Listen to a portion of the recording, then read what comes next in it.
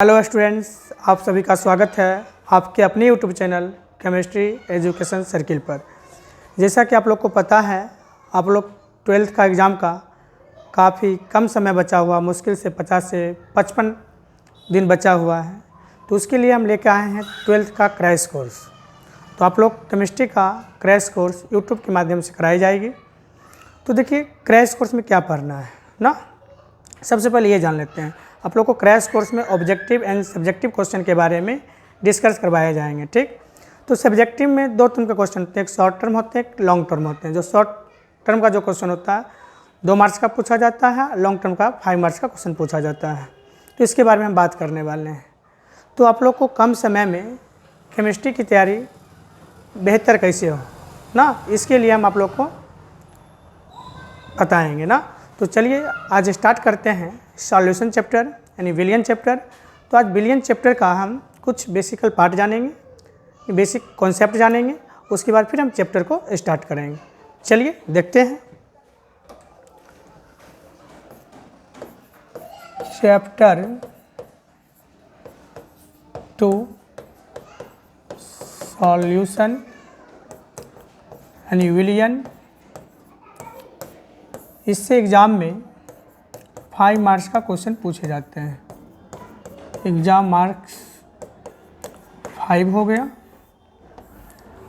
चलिए सबसे पहले चैप्टर का हम बेसिक कॉन्सेप्ट के बारे में बात कर लेते हैं। चैप्टर का बेसिक कॉन्सेप्ट क्या है ना।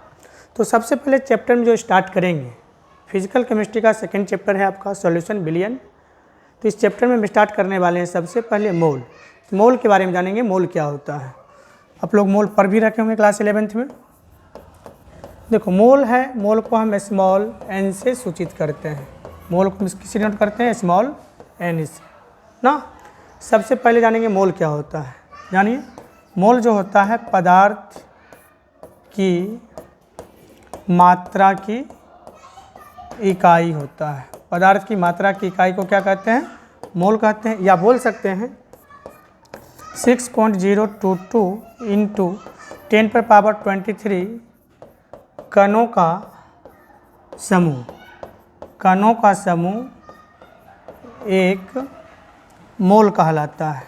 कणों का समूह एक मोल कहलाता है ना। आप कह सकते हैं एक मोल बराबर जो कण होता है, एक मोल बराबर जो कण होता है 6.022 इंटू 10⁻23 होता है। चलिए फिर से जान लेते हैं मोल क्या होता है। मोल जो होता है पदार्थ की मात्रा की इकाई होता है ना। कितना कणों का समूह एक मोल कहलाता है, यानी 6.022 इंटू 10⁻23 कणों का समूह क्या कहलाता है, एक मोल कहलाता है। ठीक, यानी एक मोल बराबर आप बोल सकते हो 6.022 इंटू 10⁻23 होता है। क्लियर है यहाँ तक। अब देखिए बेसिकली यहाँ बात करते हैं मोल संबंधित आपको क्वेश्चन सॉल्व करना है। मोल से क्वेश्चन किस प्रकार पूछे जाते हैं, इसके बारे में बताने वाले। चलिए सबसे पहले देखते हैं मोल। मोल ज्ञात करने के लिए फॉर्मूला क्या होता है, सूत्र क्या होता है, इसके बारे में देखिए। मोल निकालने के लिए सूत्र होता है दिया गया भार ग्राम में बाय आणविक भार। इससे हम क्या ज्ञात कर लेंगे, मोल ज्ञात कर लेंगे ना। देखिए हम बताए थे मोल को किससे रिप्रेजेंट करते हैं। मोल को हम स्मॉल n से रिप्रेजेंट करते हैं। और दिया गया भार को क्या बोलते हैं, वेट बोलते हैं ना। W फॉर क्या होता है, वेट लिख दिए। M फॉर क्या होता है, मॉलिक्यूलर वेट। मॉलिक्यूलर वेट मतलब क्या होता है, आणविक भार ना। इसको संक्षेप फॉर्मूला बना लिए, small n equal to W/m। आप देखिए इस आणविक भार को निकालने के लिए सबसे पहले आपको 1 से लेकर 20 तक परमाणु भार याद होना चाहिए।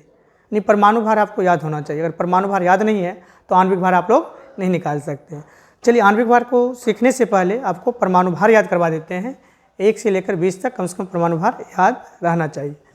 चलिए परमाणु भार की ओर आगे बढ़ते हैं। आपको इस बात को याद रखना है, याद रखें ना।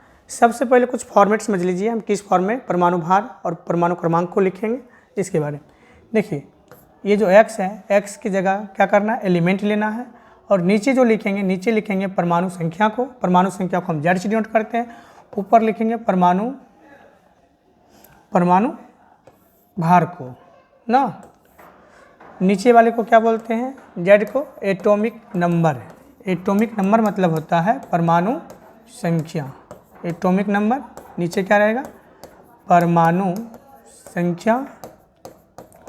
ठीक है बच्चों। और ए फॉर क्या होता है, एटॉमिक मास। ए फॉर क्या होता है, एटॉमिक मास। एटॉमिक मास को हम क्या बोलते हैं, परमाणु भार बोलते हैं। क्या बोलते हैं, परमाणु भार। और परमाणु भार को हम किससे डिनोट करते हैं, कैपिटल ए से। ठीक है, इसी फॉर्मेट में हम 1 से 20 तक परमाणु भार को लिखने वाले हैं। चलिए आप लोग देखिए, और इस बात को आप याद कर लीजिए। जब याद कर लीजिएगा तभी जाकर आणविक भार को आप निकाल सकते हैं। ठीक है, इसको याद रखना है हमेशा एग्जाम तक।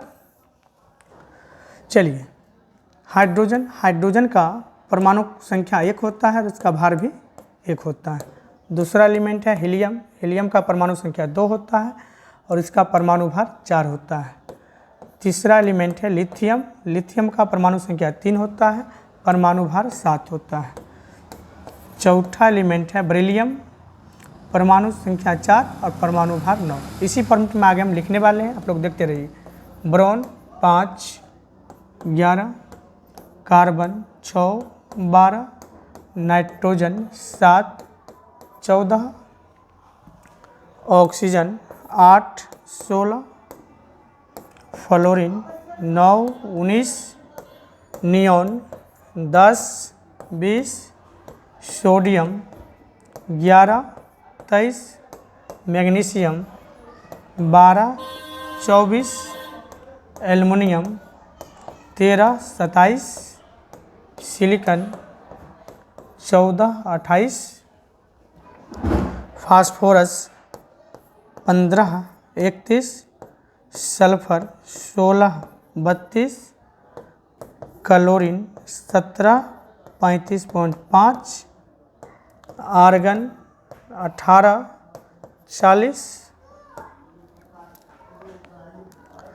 और पोटेशियम 19, 39, कैल्शियम 20, 40।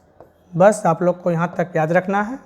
अगर इतना याद कर लेते हैं तो सॉल्यूशन चैप्टर का, वेलियन चैप्टर का सारे आंकिक प्रश्नों का हल कर सकेंगे, सॉल्व कर सकेंगे। ठीक है, चलिए आगे बढ़ते हैं। मोल। सबसे पहले मोल को का कॉन्सेप्ट जानने से पहले, मोल को समझने से पहले आणविक भार को देख लेते हैं। आणविक भार को किस प्रकार ज्ञात करते हैं।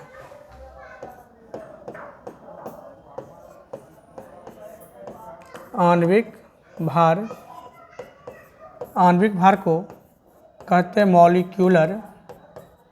मॉलिक्यूलर मास आणविक भार ना।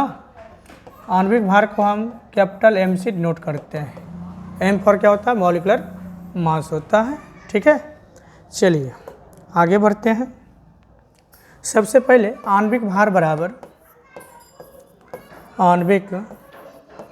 बराबर सूत्र होता है परमाणु भारों का योगफल। यानी परमाणु भारों का योगफल क्या कहलाता है, आणविक भार कहलाता है ना। कुल परमाणु को क्या करना, जोड़ देना है, वो क्या हो गया, परमाणु भारों का योगफल हो गया।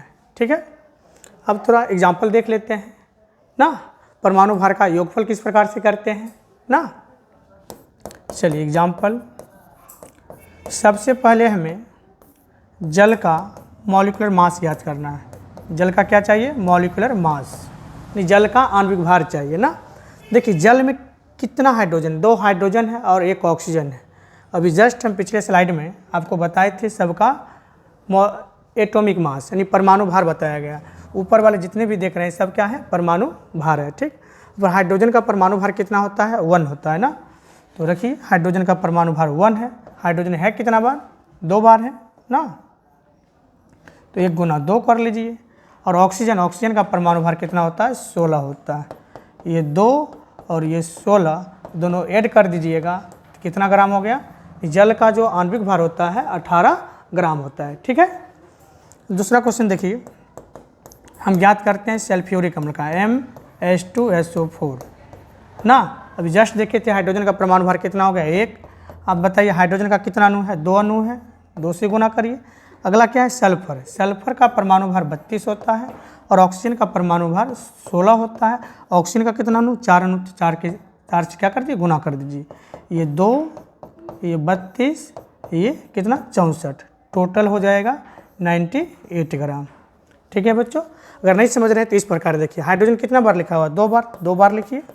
सल्फर कितना बार है 1 बार। तो ऑक्सीजन कितना है 4 बार है, 4 बार इसको लिख डालिए 3 और 4। और सबका परमाणु भार को लिख लेते हैं। हाइड्रोजन का परमाणु भार 1 होता है 1, सल्फर का परमाणु भार 32 होता है, ऑक्सीजन 4 बार है तो 16 16 16।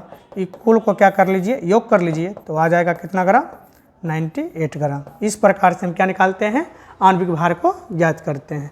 ठीक, 1-2 एग्जाम्पल और देख लेते हैं।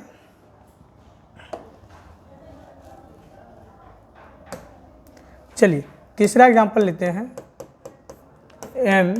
MCaCO3 यानी कैल्शियम कार्बोनेट का क्या चाहिए मॉलिक्यूलर मास चाहिए, आणविक भार चाहिए। कैल्शियम का परमाणु भार कितना होता है 40 होता है, कार्बन का परमाणु भार 12 होता है, ऑक्सीजन का परमाणु भार 16 होता है। कितना अणु है 3 अणु, 16 गुना 3 कर लिए 40, 12 और 16 3 48 ना। टोटल ऐड करिएगा तो ये 100 ग्राम हो जाएगा ना। ये क्या हो गया कुल परमाणु भारों का क्या हो गया योगफल हो गया। ठीक है, अगर जो बच्चे नहीं समझ रहे हैं तो इस प्रकार लिख सकते हैं कैल्शियम कितना बार है 1 बार है, कार्बन कितना बार है 1 बार है, ऑक्सीजन कितना बार है 3 बार है। 3 बार ऑक्सीजन को लिखिए इस प्रकार से। अगर नहीं समझ रहे हैं तो बच्चा वाला तरीका ना। देखिए कैल्शियम का परमाणु भार 40, कार्बन 12, ऑक्सीजन 16, 16 फिर 16, 3 बार करिए। अब देखो 40 ये 12 आज तीनों का ऐड करोगे तो कितना आ जाएगा 48। देखिए ये वाला बात पुर गया ना। टोटल ऐड करिएगा कितना ग्राम आ जाएगा 100 ग्राम। इस प्रकार से हम क्या ज्ञात करते हैं आणविक भार को निकाल लेते हैं। अब चलते हैं मोल की ओर। जो मोल की कॉन्सेप्ट बता रहे थे, मोल निकालने के लिए सूत्र क्या होता है दिया गया भार बाय आणविक भार ना। इस पर आप कुछ क्वेश्चन को देख लेते हैं। सबसे पहला क्वेश्चन है 36 ग्राम H2O में मोल ज्ञात करें। यानी आपको ज्ञात करना है 36 ग्राम H2O में क्या निकालना है मोल ज्ञात करना है। ठीक, इस क्वेश्चन को हम सॉल्व किस प्रकार करेंगे ना।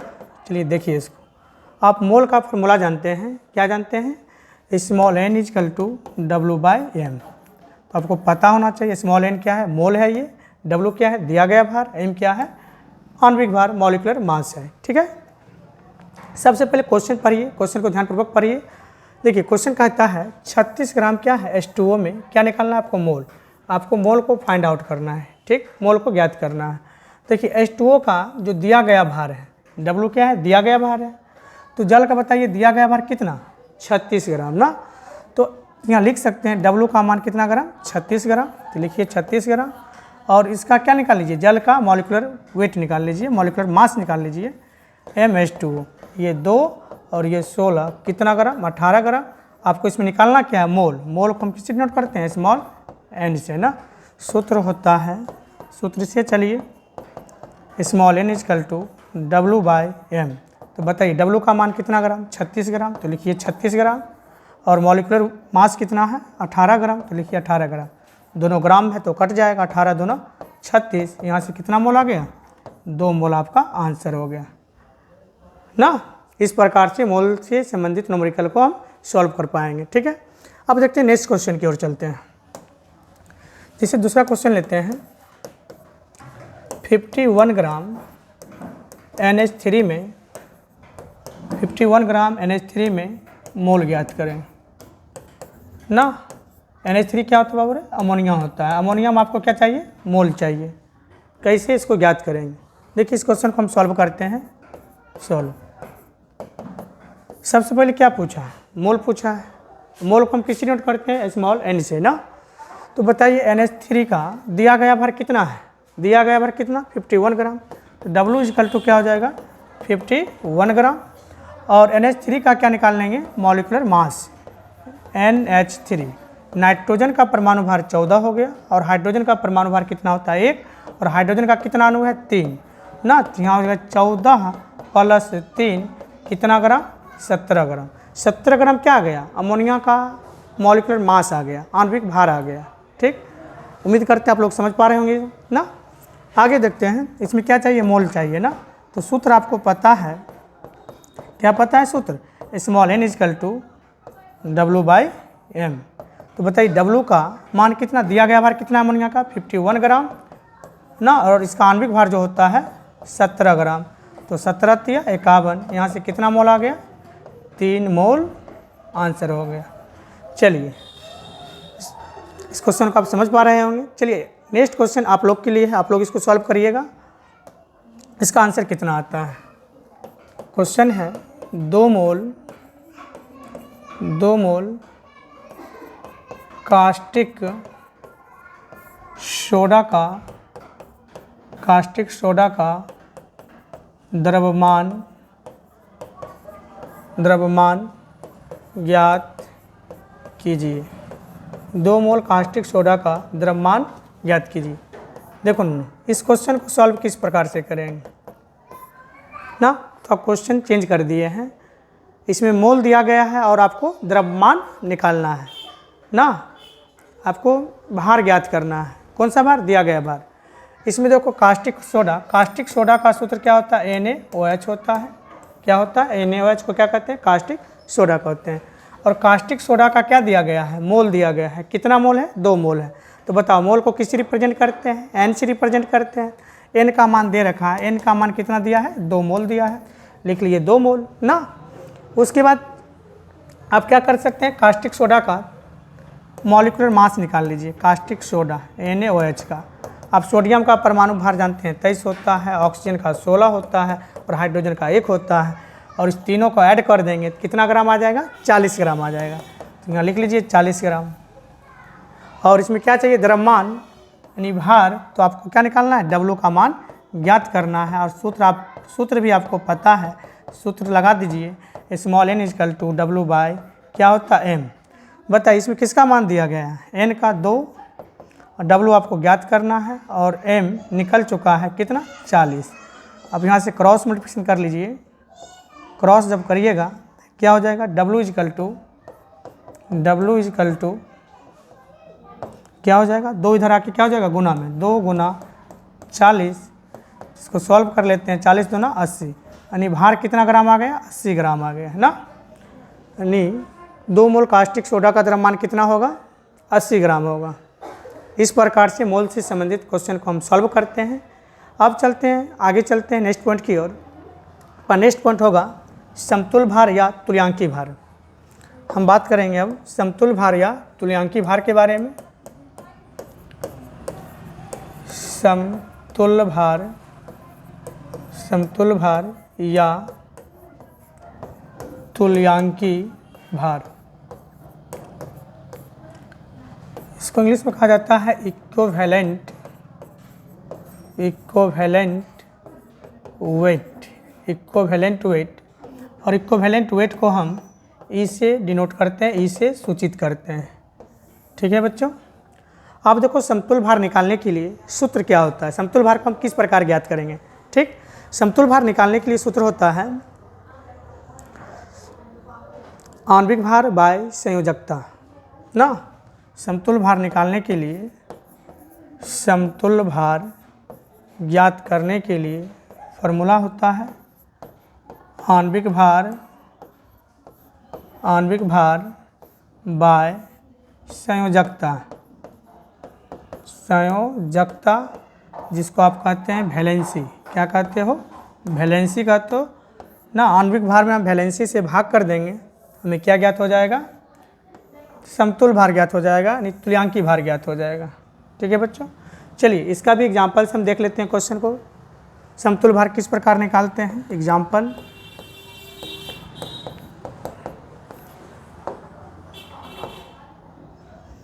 चलिए फर्स्ट एग्जाम्पल लेते हैं।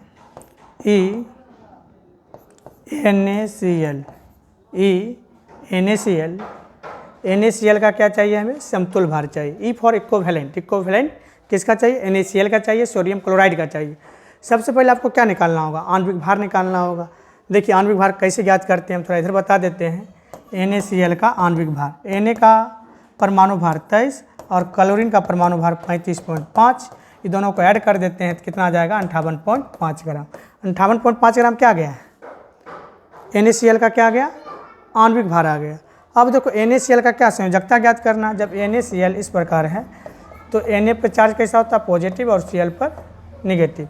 आपको पॉजिटिव वाले संयोजकता लेना है। बताइए सोडियम का वैलेंसी कितना, सोडियम का वैलेंसी इलेक्ट्रॉन 1 होता है, नहीं सोडियम का संयोजकता कितना होता है, 1 होता है।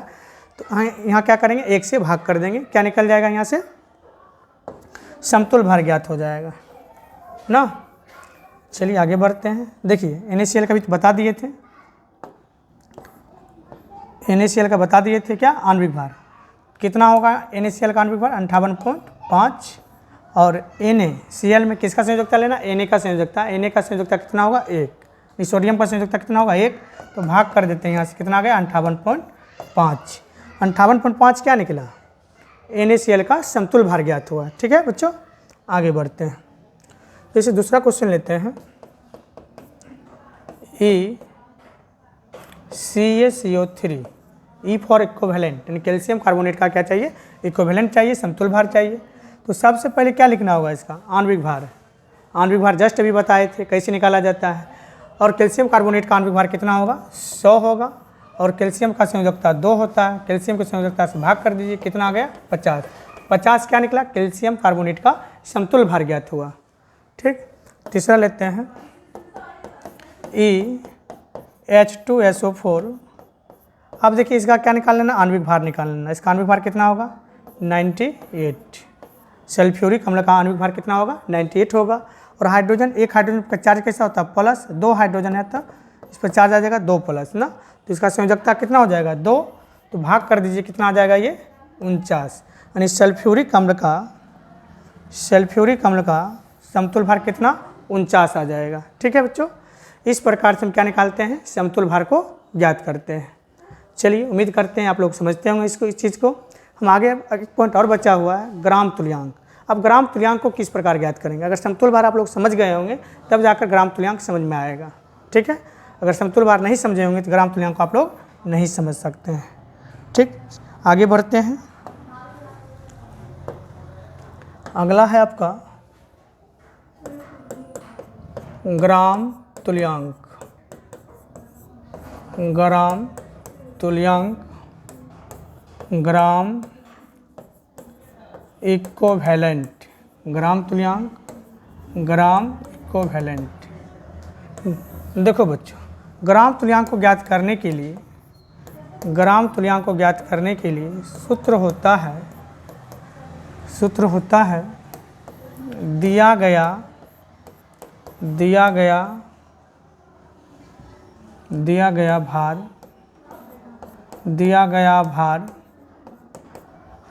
भार ग्राम में बाय समतुल भार, दिया गया भार बाय समतुल भार। इससे हम क्या ज्ञात करेंगे, ग्राम तुल्यांक को ज्ञात कर सकते हैं। ठीक है, चलिए सूत्र जान लीजिए। ग्राम तुल्यांक बराबर क्या होता है, दिया गया भार ग्राम में होना चाहिए, बाय क्या होना चाहिए, समतुल भार।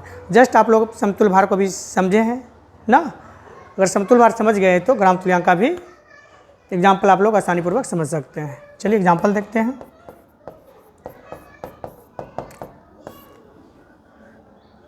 एग्जाम्पल, पहला एग्जाम्पल लेते हैं 980 ग्राम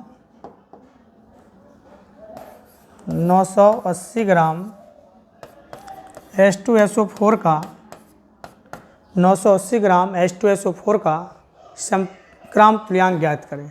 980 ग्राम क्या है, H2SO4 सल्फ्यूरिक अम्ल है, इसका क्या ज्ञात करना है, ग्राम तुल्यांक ज्ञात करना है ना। सबसे पहले ये बताइए, ये जो H2SO4 है इसका दिया गया भार कितना 980 ग्राम। देखो यहाँ पे क्या लिखा गया है, दिया गया भार किस में होना चाहिए, ग्राम। भार किस में दिया गया सल्फ्यूरिक अम्ल का, ग्राम में, तो यहाँ लिखिए 980 ग्राम। क्या लिखिएगा 980 ग्राम। अब कहता है क्या, समतुल भार।